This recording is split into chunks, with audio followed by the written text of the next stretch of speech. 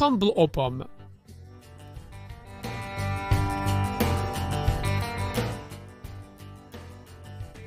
Aujourd'hui, nous allons préparer le classique crumble aux pommes, une tarte anglaise très typique avec une recette très simple à suivre qui est délicieuse.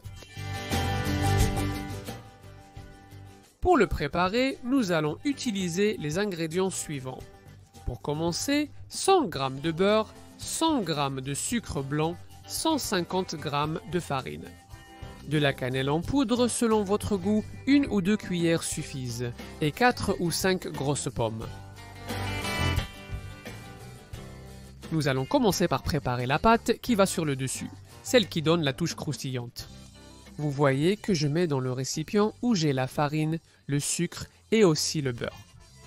Ici, nous lavons directement tout dans le même récipient, et maintenant avec les mains bien propres évidemment. Nous allons émietter petit à petit le beurre et pétrir légèrement en remuant et en émiettant. Avec les doigts, ça prend une certaine température et tout commence à se rassembler en une sorte de pâte.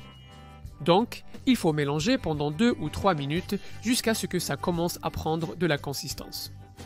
Il n'y a pas d'autre secret que de pétrir avec les doigts, n'est-ce pas? Tu n'as besoin d'aucun outil ni rien d'étrange. Au bout de quelques minutes, vous aurez une pâte comme celle-ci, très friable, vous voyez, écrasée si elle est dure, mais ensuite elle s'effrite très facilement. Eh bien, c'est la texture dont nous avons besoin. Si vous voyez que c'est trop mou, vous pouvez ajouter un petit peu plus de beurre. Et si elle devient trop dure, ajoutez un petit peu plus de farine. Et une fois que nous avons terminé, nous nous lavons les mains et nous procédons à préparer les petites pommes.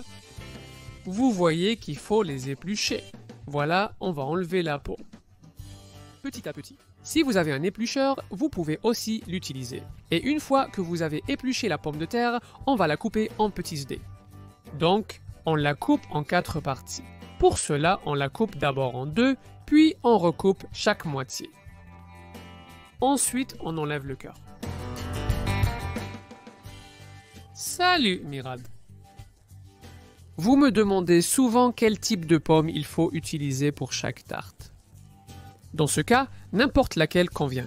J'ai utilisé des golden, mais vous pouvez utiliser la pomme que vous préférez. Vous aimez?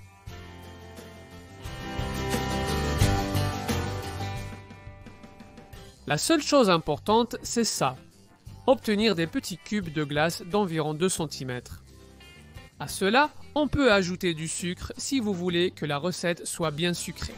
Dans mon cas, comme la pomme n'était pas très sucrée. J'ai ajouté quelques cuillères de sucre et de la cannelle en poudre selon votre goût.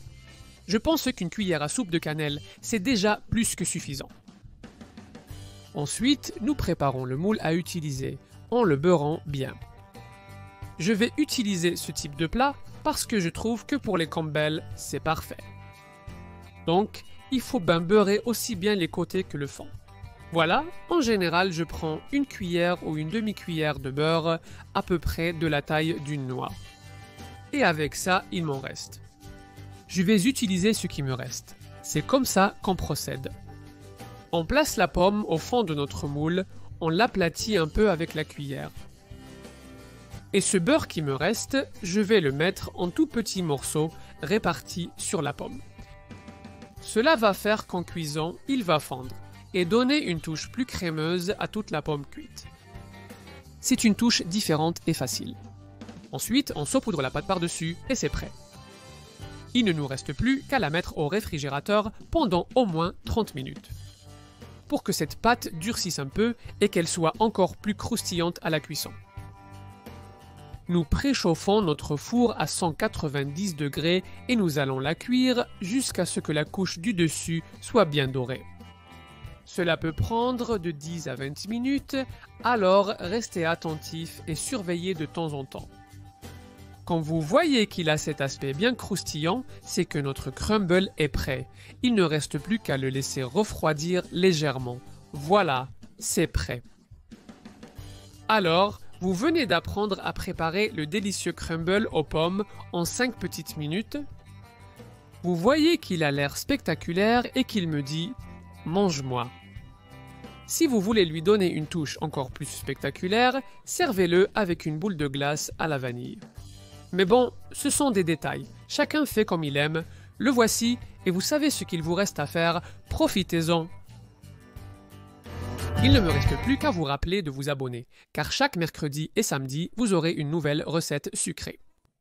Et si la vidéo vous a plu, alors offrez-moi un like et partagez-la sur vos réseaux sociaux. De plus, vous pouvez me laisser un commentaire ou me poser toutes vos questions dans les commentaires ci-dessous.